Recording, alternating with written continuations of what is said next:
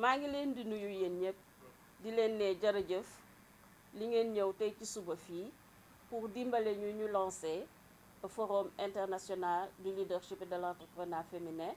muy benn ndaje bu nga xamante ni dañuy toog di xalaat di seet naka la ñuy dajale suñu ay expérience pour dimbale suñu bopp ak suñu mbokku jigéen yi nga xamante ni ñu ngi liggéey suba ak ngoon ñu ngi am ay entreprise mais seen liggéey dafa metti te duñ ci génn noonu yëpp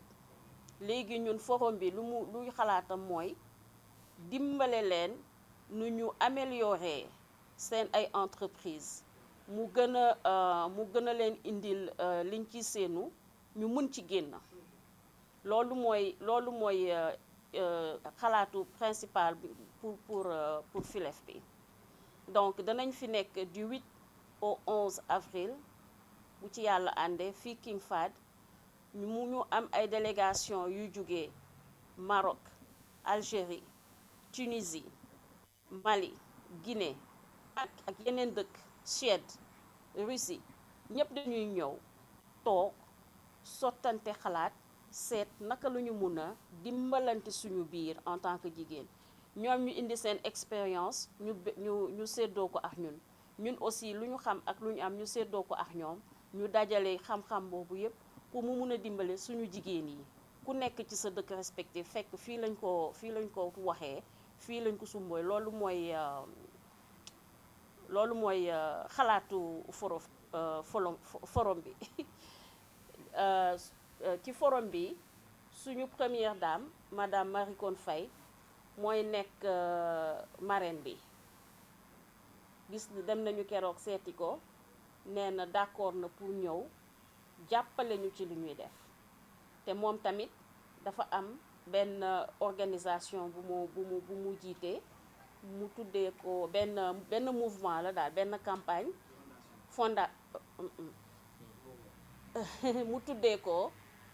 mu tuddee ko building resilience mooy nañu dëgër nañu am doole bu ñu nangu lu ñu tax ñu foxastalu ba li ñu bugg def duñ ci àgg nañu dëgër daal nañu góorgóorlu pour jëm kanam bañ a nangu dara lu ñu arrêté ci suñu ay objectif donc ci loolu dafa aussi ci mouvement boobu muy def dafa am benn volet bi nga xamante ni ak ñun li ñuy def benn la autonomisation des femmes mooy luy dimbale jigéen ñi ñu mënal seen bopp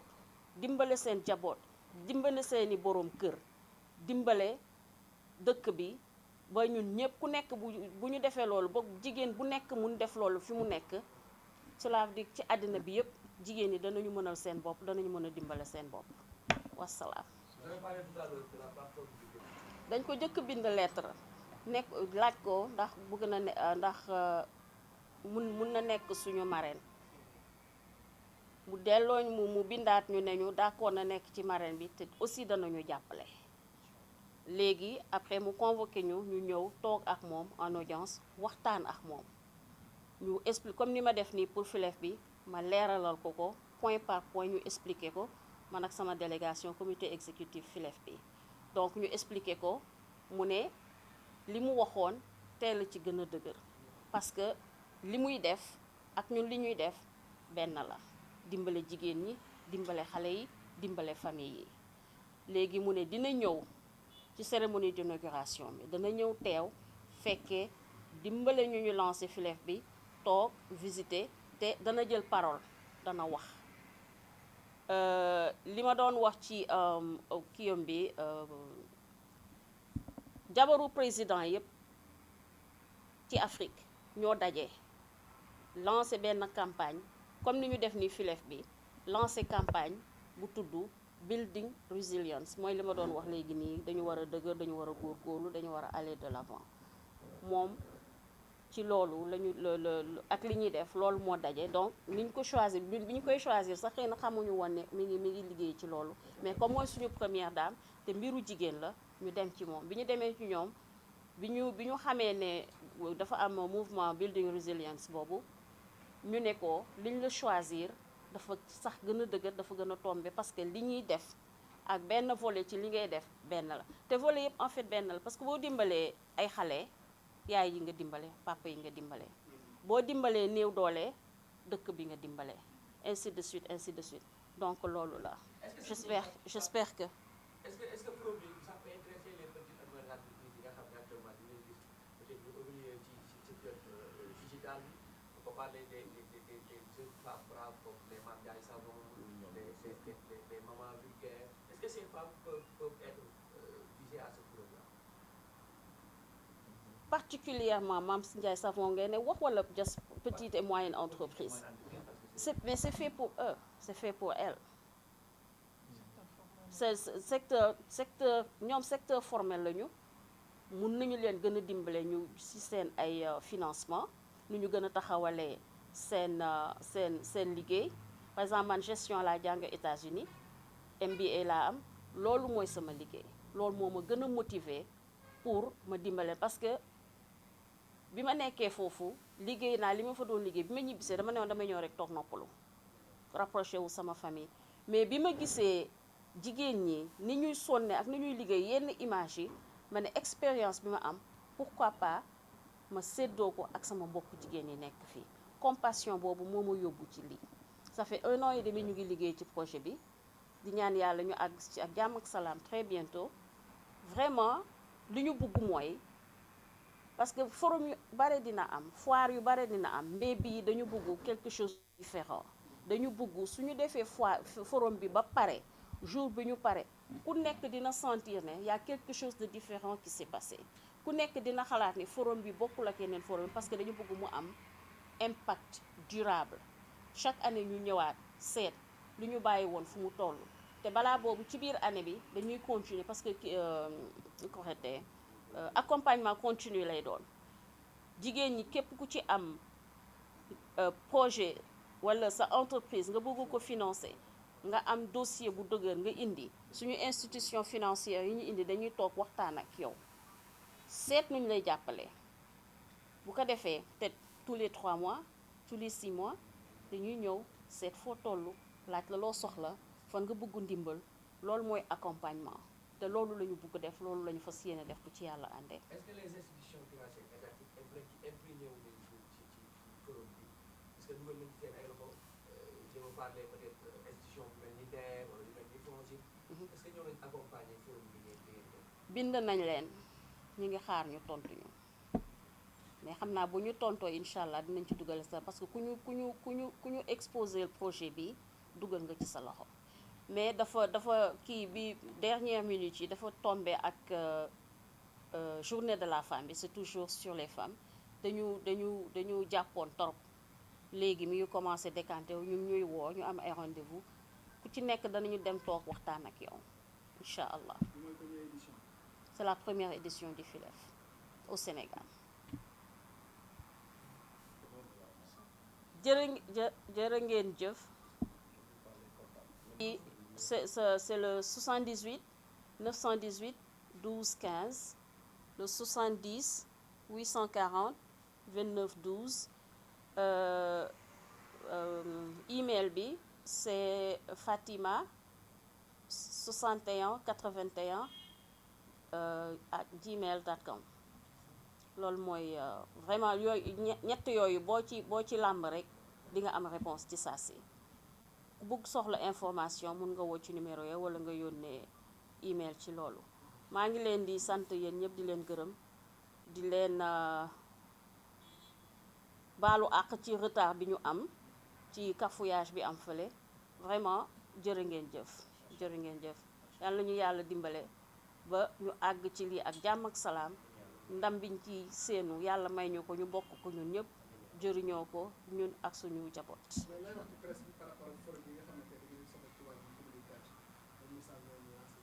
message bi mooy jàppale leen ñu tasal leen ñu suñu projet bi ñu am ci dëkk bi ba jigéen bu nekk foo munti nekk nga dégg ci nga jot ci nga ñëw bokk ci parce que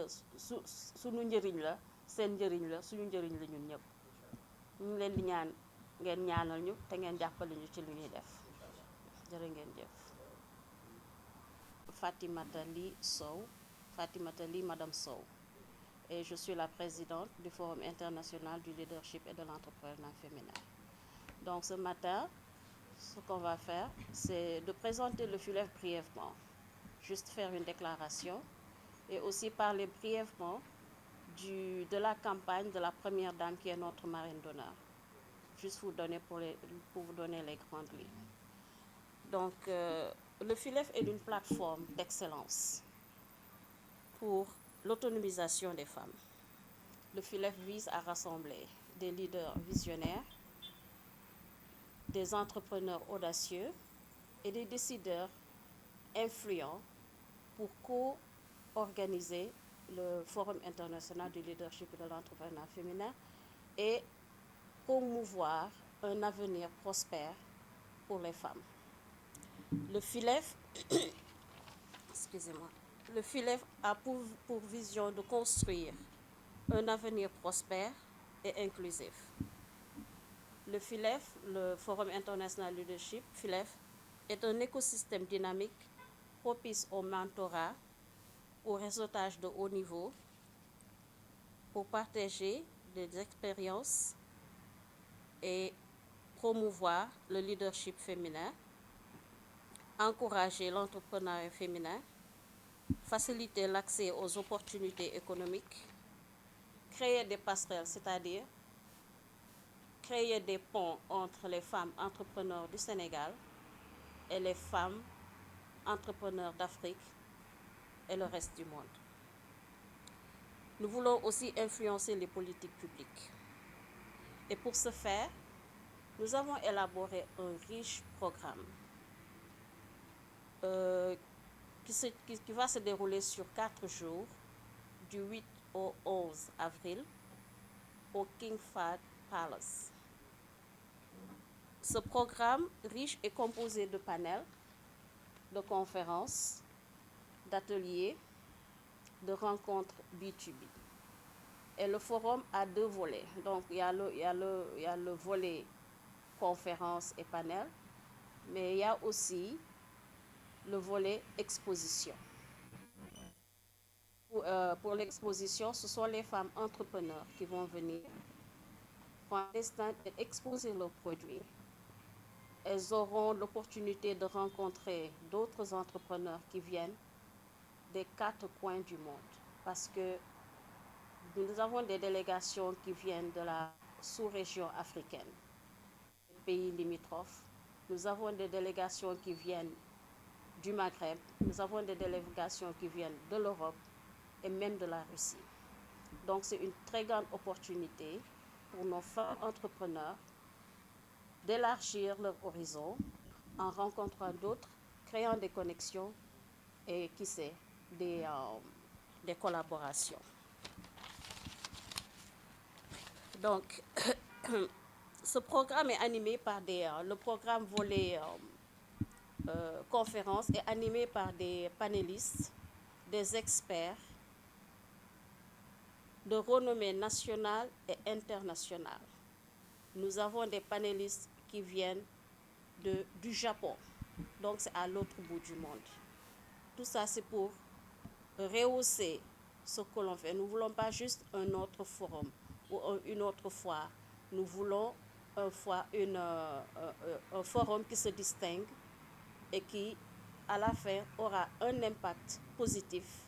sur la condition des femmes, sur leur autonomisation et qui sera un impact durable.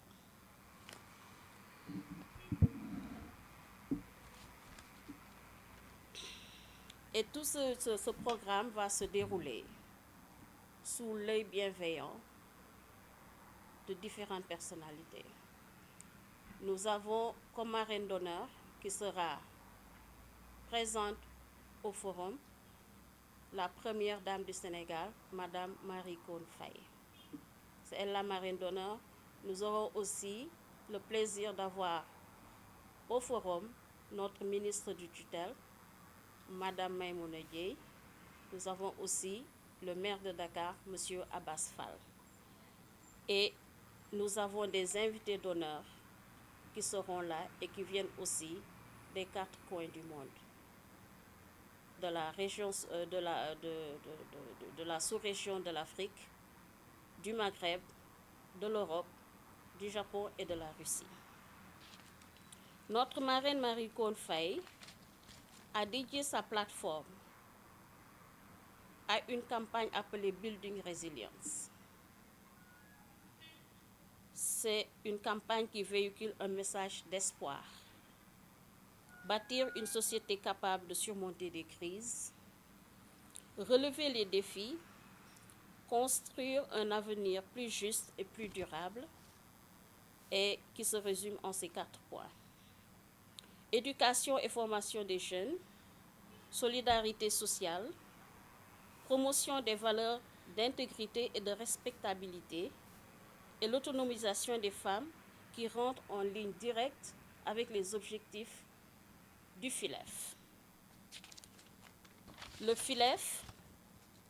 donc ouvre des opportunités à toutes les entrepreneurs qui seront présentes en tant qu'exposantes au forum,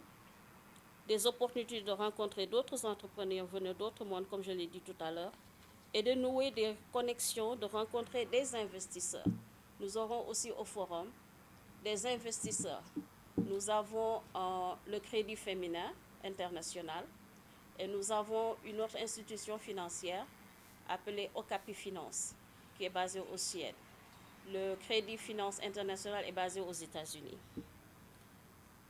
Donc, en quelque sorte, c'est ce qu'est le FILEF en lui-même.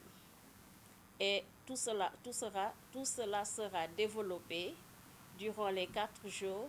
de travaux qui se dérouleront du 8 au 11 au King Fahd. Le FILEF est aussi porteur d'un projet inédit pour l'autonomisation de la femme, qui est la mécanisation agricole et l'agro-industrie. C'est un projet qui va être dévoilé durant les travaux du FILEF. Et c'est pour toutes les femmes, mais plus particulièrement, c'est un clin d'œil à nos femmes dans le secteur rural. Voilà. Je vous remercie.